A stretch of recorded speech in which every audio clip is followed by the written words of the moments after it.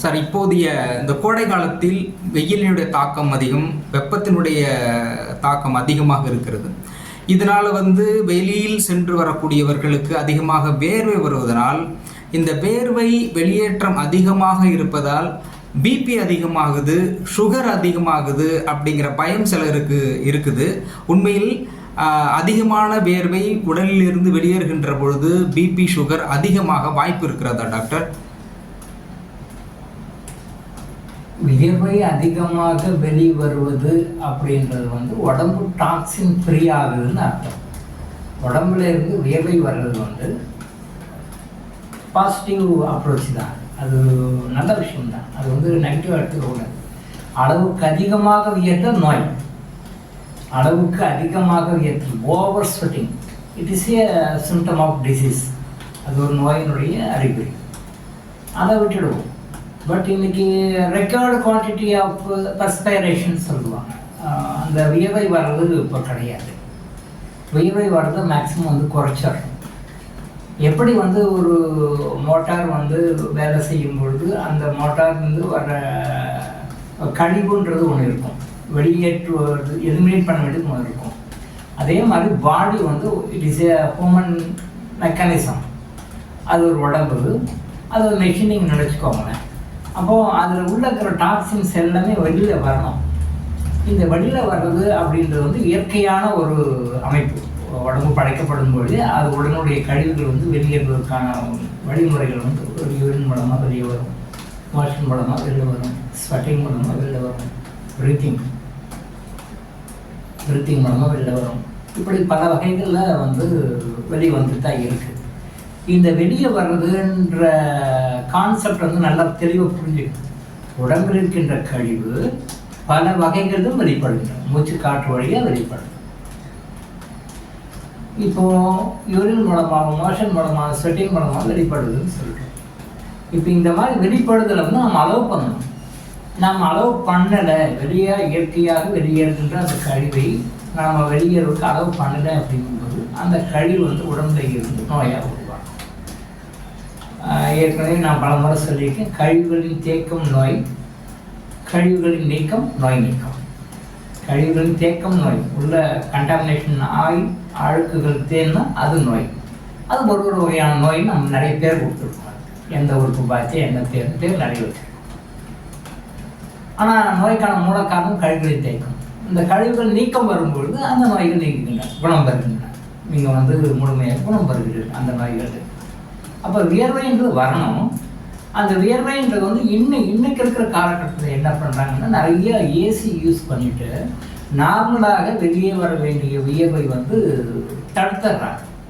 கம்ஃபர்டபுளாக இருக்க மாதிரி ஃபீல் பண்ணுறாங்க. ரொம்ப கம்ஃபர்டபுளாக இருக்கேன் அப்படின்னு ஃபீல் பண்ணுறாங்க. அப்போ இயற்கையான வியர்வையாக வர வேண்டிய வேர்வை வெளியே வரல அடங்கிடுது. இவங்க இப்படியே இருக்காங்க.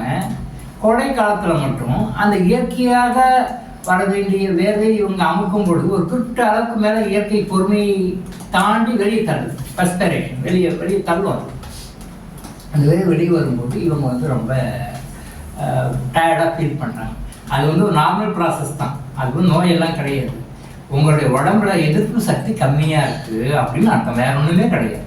அந்த உடம்புல நீங்கள் எதிர்ப்பு சக்தி அதிகப்படுத்திட்டீங்க அப்படின்னு சொல்லும் பொழுது வியர்வை சாதாரணமாக வெளிவரும். இந்த வியர்வை இழப்புனால உங்களுக்கு பெரிய பாதிப்பு வராது. இன்னைக்கு வியர்வை இழப்புன்னு வரும்பொழுது உடம்புல நீர் சத்து குறையுது. அப்போ நீர் சத்துக்கு தகுந்த மாதிரி இயற்கையான உணவுகளை நம்ம சாப்பிட்றோம். அது ஒரு பக்கம். பட் வியர்வை வெளிவரதுனால சுகர் வருமா, வியர்வை வெளிவரதுனால பிபி வருமா அப்படின்னு சொல்லி கேட்டால் நான் என்ன சொல்லுவேன்னா, வியர்வை வெளியே வராதனால தான் பிபி வருது, வியர்வை வெளியே வராதனால தான் சுகர் வருது. உடம்புலேருந்து வெளியே போக வேண்டிய டாக்ஸின் ப்ராப்பராக வெளியே போகாததுனால வருகின்ற நோய்கள் சுகரும் சரி, பிபியும் சரி, எல்லா நோய்களும் சரி. அதனால் விதை போகிறதுனால எனக்கு சுகர் வந்துருச்சு, விதை போகிறதுனால எனக்கு பிபி வந்துச்சுன்னு நினைக்காதீங்க. அது அதிகமும் ஆகாது. வேர்வைக்கும் இதுக்கும் சம்மந்தம் கிடையாது. வேர்வை அதிகமாக போகிறதுனால நீங்கள் கொஞ்சம் எக்ஸாஸ்டாக ஃபீல் பண்ணுவீங்க, அவ்வளோதான். அது உங்களுடைய உடம்பினுடைய வலிமையின்மையை குறைக்கிறது. அதாவது அது எப்படி சொல்கிறோம்னா, வலிமையின்மை வெளிக்காட்டுகிறது. நீங்கள் அதை அண்டர்ஸ்டாண்ட் பண்ணிக்கணும். அப்போ நம்ம பாடி வீக்காக இருக்குது, அப்போ இந்த நம்ம பாடி வீக்கை ரிமூவ் பண்ணுறது நம்ம என்ன பண்ணணும்னு தெரிஞ்சுக்கிறதுக்காக இயற்கை கொடுக்கின்ற ஒரு சிக்னல் தான். அது நோய் கிடையாது, இயற்கை கொடுக்கின்ற ஒரு சிக்னல். இதில் வந்து சிலர் என்ன சொல்கிறாங்கன்னா, வெளியில் போயிட்டு வரும்போது மத்தியானத்துலேயோ இல்லை 4 மணிக்கோ ஒரு 10 நிமிஷம் போயிட்டு வந்தாலே படபடன்னு வருது, மயக்கமாக வருது அப்படின்னு சொல்லிட்டு வந்து படுக்கிறத நிறைய பேர் பார்த்துருக்கேனே சார். அப்போது அது என்ன மாதிரியான உடல்நிலை அது? அதே தான் நான் திருப்பி சொன்ன அதே விஷயம்தான். வெளியில் போயிட்டு வந்ததுனால வந்து நீங்கள் அந்த படபடப்பாக இருக்குது, வீக்காக இருக்குது, படகணும் போல இருக்குது அப்படின்னு சொல்லி சொன்னால் உங்களுடைய உடம்புல இருக்க வேண்டிய தாதுக்கள் அந்த முறையான வலிமையில் இல்லைன்னு அர்த்தம். முறையான வலிமையில் இல்லை, அது தெளிவான என்ன பர்சன்டேஜில் இருக்கணுமோ அந்த பர்சன்டேஜில் இல்லைன்னு அர்த்தம். இது எதை காட்டுகிறது அப்படின்னு சொல்லி சொன்னால், வெயிலில் போயிட்டு வந்தாலே எனக்கு டயர்டாக இருக்குது அப்படின்னு சொல்லி சொன்னால், இயற்கையாக நான் ஏற்கனவே சொன்ன மாதிரி சூரியனுடைய வெப்பத்தை உள்வாங்கிக் கொள்ளக்கூடிய ஆற்றல், சூரியனுடைய வெப்பத்தை உள்வாங்கி உங்கள் உடம்பு பயன்படுத்தக்கூடிய ஆற்றல் கம்மியாக இருக்குதுன்னு அர்த்தம். இப்போ வந்து நீங்கள் அதை வந்து அதிகப்படுத்திக்கிறதுக்கு என்ன பண்ணணும். உங்கள் அதிகப்படுத்தி நம்ம மெயினாக சொல்ல வேண்டிய விஷயம் வந்து உங்களுடைய வாழ்க்கையில், நடைமுறை வாழ்க்கையில் லைஃப் ஸ்டைல் சேஞ்சஸ், உணவு முறைகளில் சேஞ்சஸ், உங்களுடைய மனநிலை கேரக்டர்ஸில் சேஞ்சஸ், இதை மட்டும் பண்ணிட்டாலே சரியாக போய்டும். எவ்வளோ வெயிலில் போனாலும் கேஷுவலாக இருப்பீங்க, எவ்வளோ மழையில் போனாலும் கேஷுவலாக இருப்பீங்க. எந்த வெயிலும் உங்களை ஒன்றும் பண்ணாது. இப்போ பெரும்பாலும் சம்மரில் பார்த்தோம்னா நிறைய பேர் இளவு வெயிலாக இருக்குது, ரொம்ப புழுக்கமாக இருக்குது, வெயிலாக இருக்குது, புழுக்கமாக இருக்குது அப்படின்னு எல்லாருமே வந்து சூரியனை பற்றி கம்ப்ளைண்ட் பண்ணுறதும், இந்த கோடை காலத்தை பற்றி கம்ப்ளைண்ட் பண்ணுறது மாதிரி தான் நிறைய பேர். இப்போ 100 பேர் பார்த்தோம்னா 98% இதெல்லாம் பண்ணிட்டு இருக்காங்க. பட் அது வந்து நம்மளுடைய இக்னரன்ஸ்னால தான் நம்ம சப்ராயிட்டு இருக்கோம்னு தெரியல. சூரியன் என்றைக்கும் ஒரே மாதிரி தான் இருக்காரு, என்றைக்கும் ஒரே மாதிரி தான், ஜஸ்ட் பூமி பக்கத்தில் வந்துட்டு போகிறார், அவ்வளோதான். அப்படியே சுற்றிக்கிட்டு வராரு, பூமியை சுற்றிக்கிட்டு வருது சூரியன். அப்போ பூமிக்கு கொஞ்சம் கிட்ட வருது, இருக்கிற டிஷ் கொஞ்சம் வருது, அவ்வளோதான். அது கொஞ்சம் வரும்போதே நம்ம என்னால் முடியல அப்படின்னு நம்ம சொல்கிறோம். பட் அது இன்னும் கிட்ட வந்தால் என்ன ஆகும், நம்மளாம் பொசிது சாம்பல் ஆகிடும், ஊடகமே அப்படியே சாம்பல் ஆகிடும். ஜஸ்ட் ஒரு பாயிண்ட்னு வச்சுக்கோங்க. உங்களுடைய உதாரணத்துக்கு கொஞ்சம் அப்படி கிட்ட வராது, அவ்வளோதான். அப்படி வந்துட்டு திருப்பி போயிடுறாரு. அந்த கிட்ட வரும்போது வருஷத்துக்கு ஒருத்தர் தான் வராது, வருஷத்துக்கு ஒருத்தர் பக்கமாக வரும்பொழுது அப்படியே நம்ம பொசிச்சு எடுக்கிற மாதிரி இருக்குது. அப்புறம் போயிடுறாரு, தூரமாக போயிடுறாரு, அப்போ பக்கம் வராது. ஸோ வருஷத்துக்கு ஒரு தடவை நம்ம இந்த சம்மர் சீசனில் உள்ளே வரும்பொழுது ஒரு வருடமும் இதே படங்கள் தான் நம்ம பழகிட்டு இருக்கோம். ஸோ அப்போ இருந்து வெளில வரத்துக்கு என்ன பண்ணணும், நம்ம என்ன மாற்றிக்கணும் அப்படின்றது ஸ்டைல். ஒரு வருடமும் மேகசின்ஸில் பாருங்கள், டிவியில் பாருங்கள், மற்ற மீடியாஸில் பாருங்கள், இந்த கோடை காலத்தை எப்படி சமாளிப்பது, இந்த கோடை காலத்தை எப்படி சமாளிப்பது, இந்த கோடை காலத்தை எப்படி சமாளிப்பது, அது ஆர்டிகிள்ஸு, அதுக்குண்டான அட்வைசஸ் எல்லாம் தான் நிறைய வரும். ஒரு வருஷமும் தான் வருது, நானும் ஒரு வருஷம் குழம்பிட்டு தான் இருக்கும்.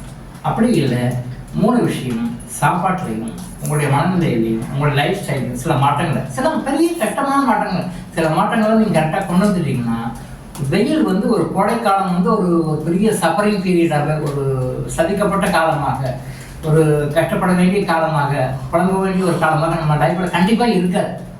இயற்கையை நாம் சரியாக பயன்படுத்திக்கல, இயற்கை அது வேலையை அது கரெக்டாக செய்யுது. இயற்கையை நாம் சரியாக பயன்படுத்தி கொள்ளாமல் இயற்கை நாம் பாதிக்கிறதுனால வர பாதிப்புகள் தான் இது.